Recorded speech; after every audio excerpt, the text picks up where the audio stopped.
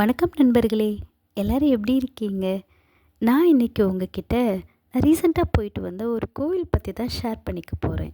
இந்த கோவில் எங்கே இருக்குன்னு பார்த்தீங்கன்னா, ஆந்திர மாநிலம் திருப்பதி மாவட்டம் சூலூர்பேட் அப்படிங்கிற ஊரில் தான் இருக்குது.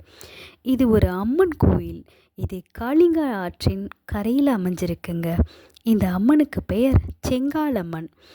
இந்த கோயில் பார்த்தீங்கன்னா 24 மணி நேரமும் ஓப்பனில் தான் இருக்கும். இந்த கோயிலுக்கு வாசல் அந்த கதவு வைக்கிறதுக்காக மரப்பலகைகளை கொண்டாந்து அடுக்கி வச்சுட்டு நைட்டு தூங்கிட்டாங்களாம்.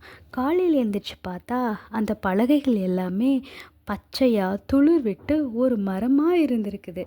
பார்த்தவங்க எல்லாரும் பதறி போயிட்டாங்களாம், என்ன இப்படி இப்படி இதாக இருக்கே அப்படின்னு சொல்லிட்டு. அன்னைக்கு நைட்டு ஒருத்தரோட கனவுல அந்த சாமி தோன்றி, ஊரெல்லாம் நான் தான் காப்பாற்றுறேன், எதுக்காக எனக்கு கதவுகள் வைக்கிறீங்க, அது வேண்டாம், எல்லாரும் 24 மணி நேரமும் சாமி கும்பிட்ற மாதிரி நீங்கள் கதவுகள் எதுவும் எனக்கு வைக்க வேண்டாம் அப்படின்ற மாதிரி சொல்லிட்டாங்களாம். அதோடு அந்த சாமிக்கு கதவுகளே இல்லையாம். அந்த மரத்தை சுற்றி எல்லாரும் குழந்தை வர வேண்டி, அப்புறமா நோயெல்லாம் போகணும்னு சொல்லிட்டு ஒரு ரெட் கலரில் துணி கட்டி சாமி கும்பிட்டுட்டு வராங்க.